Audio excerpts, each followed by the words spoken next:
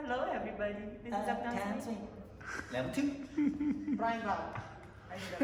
Anyways, we did Frankie sixes and then we taught you down with a double turn thing. Yeah, we put it into Frankie sixes. Turn that first 6 count into an 8 count. Rock, step, triple step, a step, step, triple step. We talked about a lot of things. First, don't do this, even worse.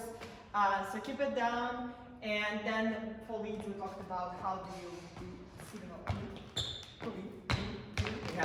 We did a little Lego exercise. We talked about a little extra zip coming out of that tuck. Followers being patient in that tuck and not running away early. Yeah, and for followers, just on your own, even if you don't have a lead, just kind of practice this and practice the turn where it's a half turn, right? So it's kind of this thing where you go halves, half, and then triple step also takes half, so it's not this way, yeah? And then the last thing we talked about was that at the end of the turn, you gotta let your hand drop, because otherwise you end up with this.